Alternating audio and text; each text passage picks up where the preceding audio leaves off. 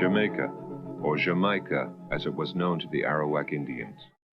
They were the first aboriginal inhabitants on their Isle of Springs, and by all accounts lived at peace among themselves until the arrival of the Spanish fleet in 1494. The Spanish came in search of gold. They found no treasures, but instead a cheap source of labor, and the Arawaks were quickly driven into submission to work the fields and mines. The Indians fell to forced labor and were virtually exterminated. If Spain wished to hold Jamaica, she needed new slaves. Her eyes turned across the Atlantic Ocean and settled on West Africa.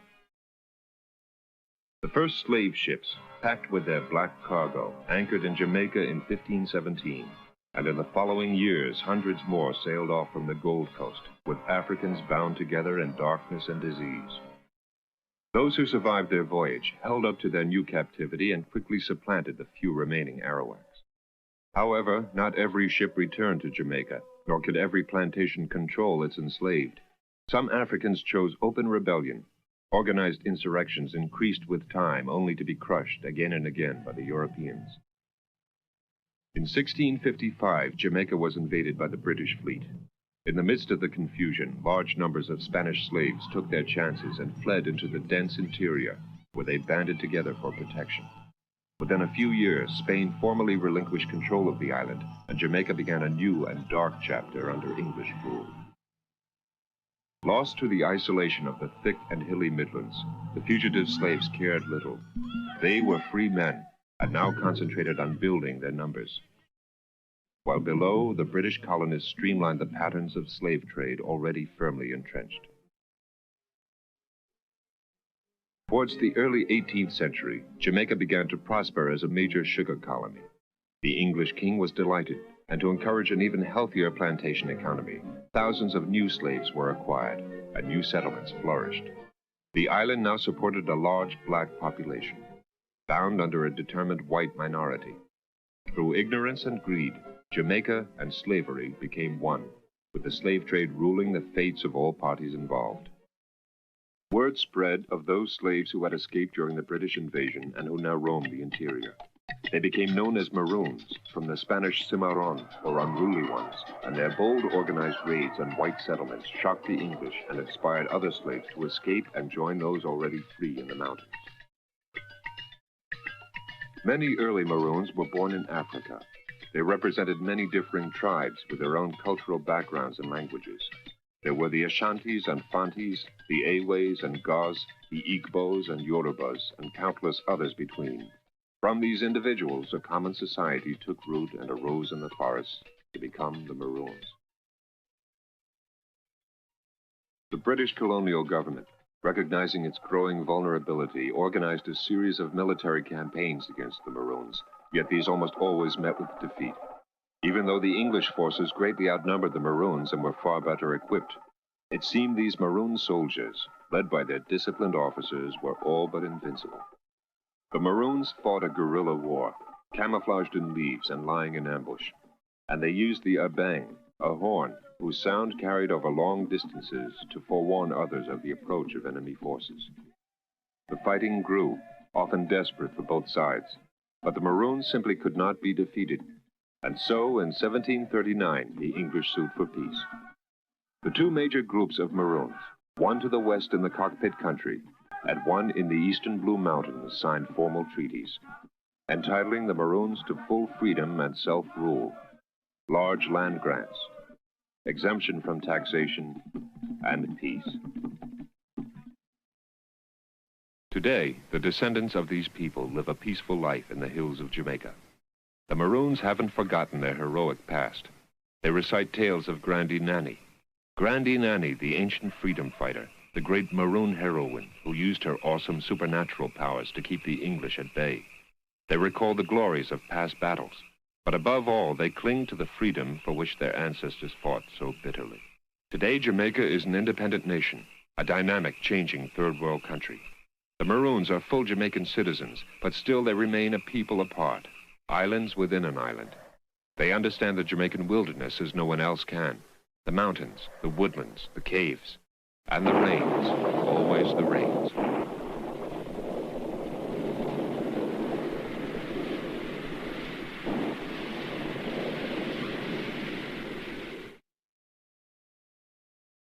Moortown.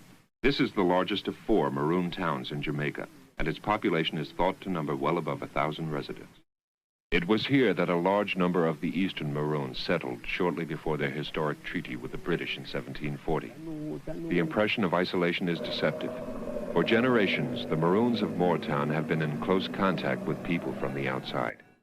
Today, Moortown is physically indistinguishable from most other rural Jamaican villages. Its neat little zinc-roofed houses, its churches, shops, and rum bars tell little of the ancient Maroon legacy.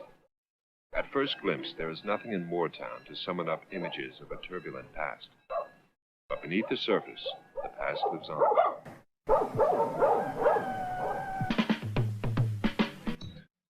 Moortown, man. It's the capital. Yeah, man. Moortown is the capital of Earth, you know. There's no place on earth like the capital. What you say? It's the Maroon roots. No truth. Moortown, Earth capital. Strictly.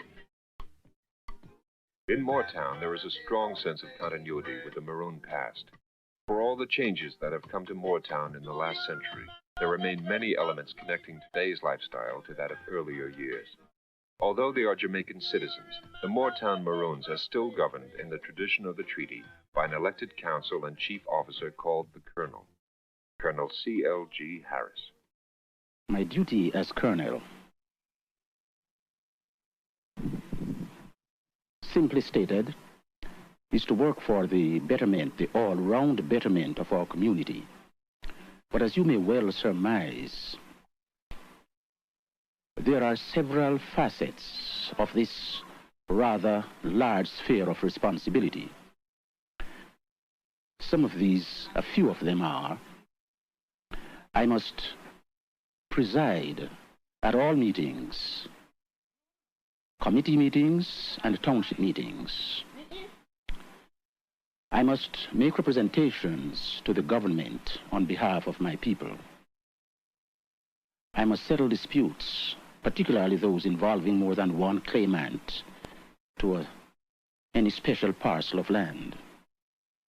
And I'm expected to see about all cases of non-Maroons who come to Moortown searching for knowledge as far as our history is concerned.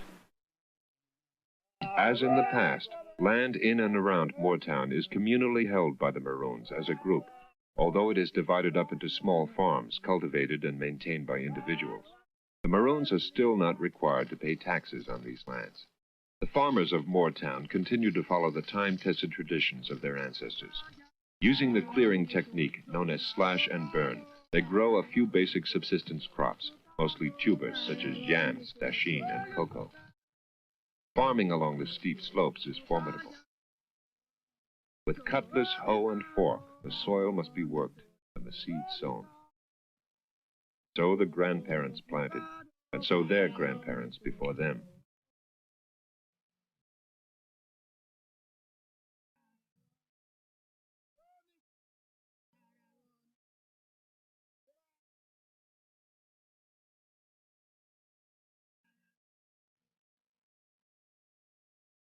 The Maroons have succeeded well as woodsmen. After their treaty, it was only natural that they sell their skills to those outside. For years, Maroons have supplied hand-sawed lumber to other Jamaicans, as they still do today.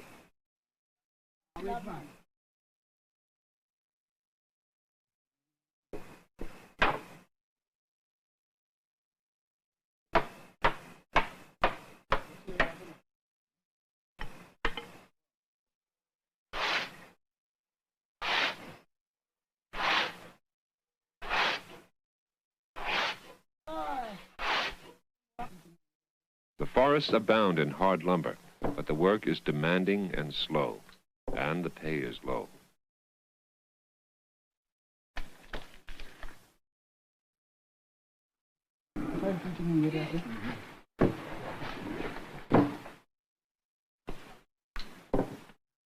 The Maroons have learned from their ancestors how to use the forest to their advantage.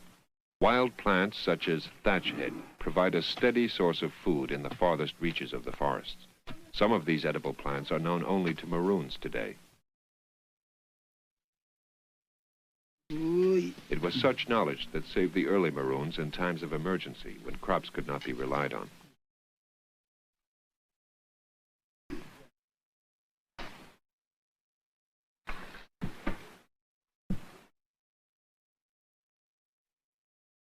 Even the Maroon children have learned to gather from the wilds.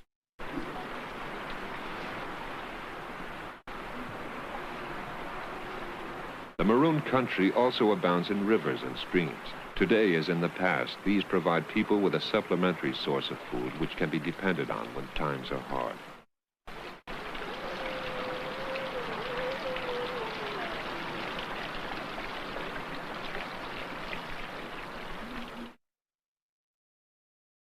One of the few remaining Maroon hunters, Leonard White, explains how the Maroons today use the traditional lance, called junga, or a sunodaja, to bring down their prey, the wild hog. The early Maroons were famous for their skill in hunting the boars which ranged the deeper mountains of Jamaica. Now we have to spin fast and come round all different kind of way and come back to the same movement where we is. And we have to attempt this way.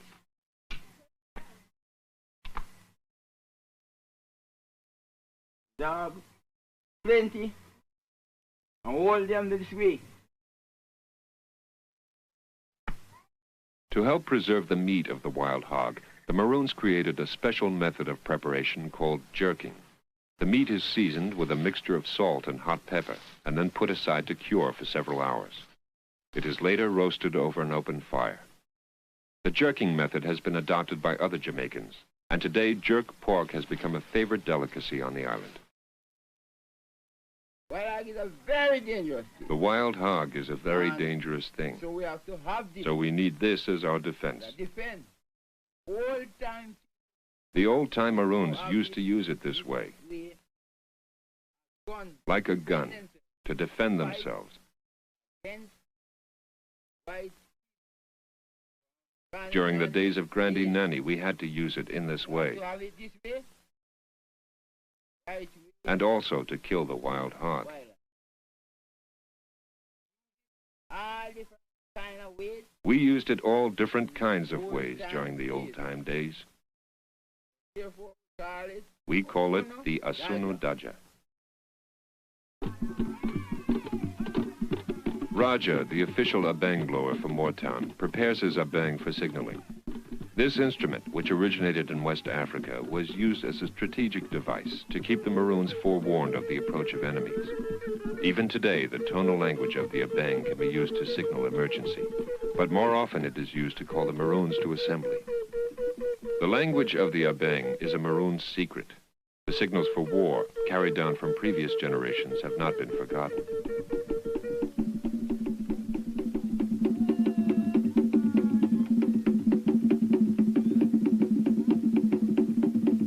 Ambush. This is what the Maroons call the ancient art of camouflage.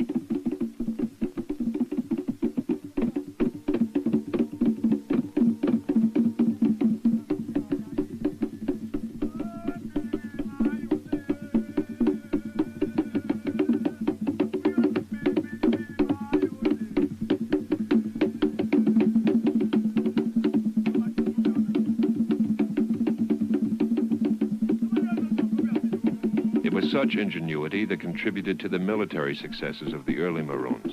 They were, after all, the first black guerrilla fighters in the New World.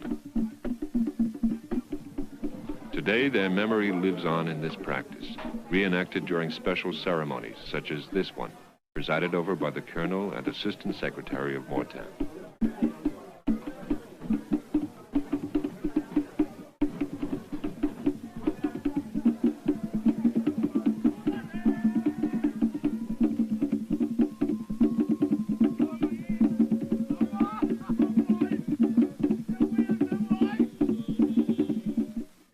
Besides gaining a reputation as fierce fighters, the Maroons also became well known throughout the country as healers, owing to their exceptional knowledge of the bush. Uncle George, a Maroon herbal healer, displays one of his remedies. And this medicine now, This medicine is Grandy Nanny's medicine, the medicine of our tribe. that From Grandi Nani to Grandi Sekesu. Grandi Nani and Grandi Sekesu and all of our ancestors, we form a tribe. And that is why we have learned how to fix up this This medicine. medicine, you take it and shake it up. And do it so. And throw it in your glass. And drink 1 wine glass 3 times a day. Going to bed at night, you drink 1 wine glass. That's this one.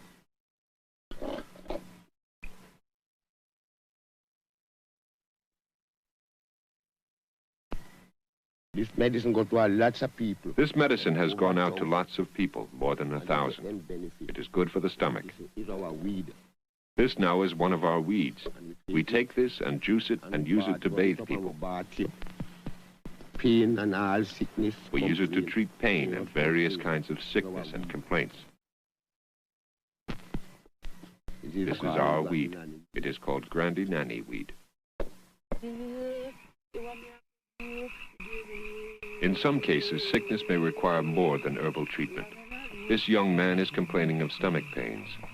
When it is divined that a sickness such as this has been caused by the influence of supernatural powers, then the spirits of ancestors must be invoked to fight against the evil afflicting the victim. The ritual specialist, known as the dancer man, must undergo years of training to acquire the knowledge necessary to effect a cure.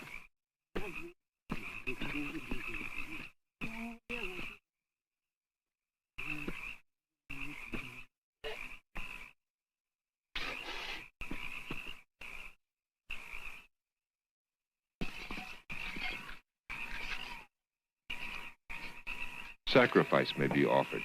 As in many African societies, this is a sign of reverence for the ancestors.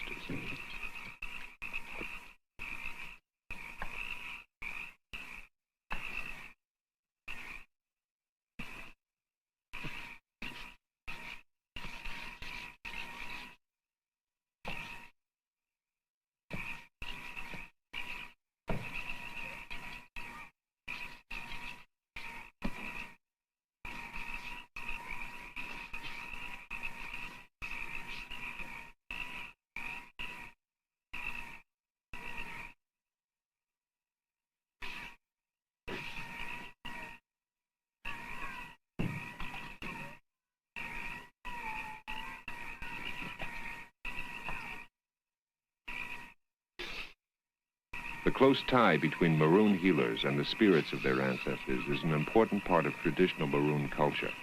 It creates a bridge between the present and the past and lends a sense of continuity to Maroon society over the generations. Hopwood, the assistant secretary of the Moortown Maroons, is an accomplished Cromanti drummer. In times of crisis, the Cromanti drum may be used to invoke Maroon spirits to come and possess the living. In this form, the spirits offer their aid. This is a Maroon drum. It's made by me. It's called the Cromanti drum. It is handed down from our ancestors. It was used during the days when Nani was fighting against the English. They are very sacred to the Maroons. Use them to send messages. They are used to send messages to the spirit world. In other words, when we are playing for sick, nobody, no strangers, nobody except Maroons can attend that ceremony. It's very sacred. I started to play this drum from I was about 4 or 5 years of age. I learned to play it by just watching the players when they are playing at nights or during the days. I mean, I feel pleasure all the while in playing it, because it is of great importance to me.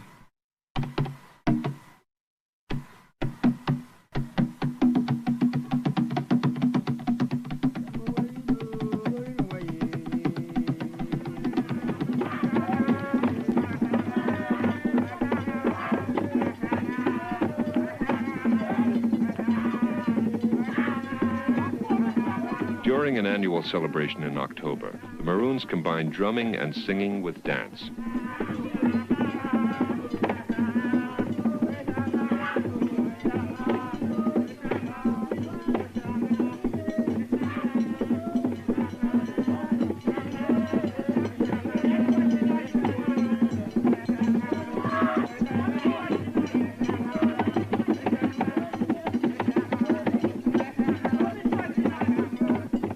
A woman falls to the first stages of spirit possession, but is quickly cleared of the spirit. Auntie Liz has been the midwife of Moortown for years. She has delivered the majority of the people living in Moortown today. 96. My age is 96. My age is 96. And I had most people in Moortown. I have looked after the babies of almost all the people of Moortown. And I could have danced. I used to dance the Maroon dance very well. Very much. And when I look after the baby then... And when I have looked after the babies, the government has not looked after me properly. I think over that very I think much. about this very much. God help me to get through. I fight the good fight with all I might.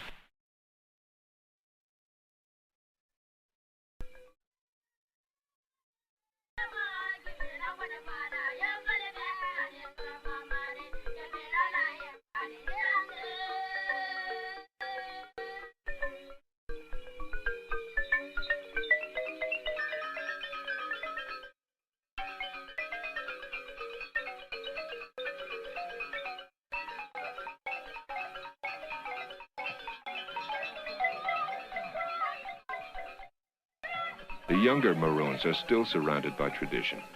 Some Maroon traditions are being passed down to them, such as the gaita, a type of bamboo stilt used for sport during Easter.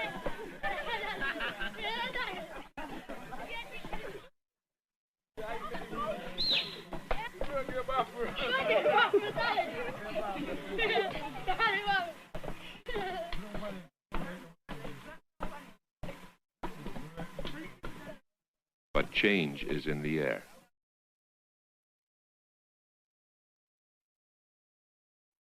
Today, George Sterling I is am the secretary very of the happy Moortown Maroons, and for many years has been an influential member of the Maroon Council. some people really believe that Maroons are things of the past. But today, I can assure that I am a true born Maroon, and I am alive. It was miraculous to know how it happens, but it did happen in truth. Nanny scientifically works our way out, and the British has got to subdue by asking for a peace treaty to be signed betwixt the Maroons and the British government. And it was so done with the signing of both British blood and Maroon blood. It was also mixed with rum and was drunk by each parties as a oath that there should be no war again with the Maroons and the British government. And because of that, I am happy to be a Maroon today as a freedom fighter. And it was so happy that a few years after Maroon got their freedom, then the government find it possible to give freedom to the rest of slaves the first day of August in that year. So today we are happy that Jamaica is a free country, beginning from the Maroons who fought strenuously for freedom for their race.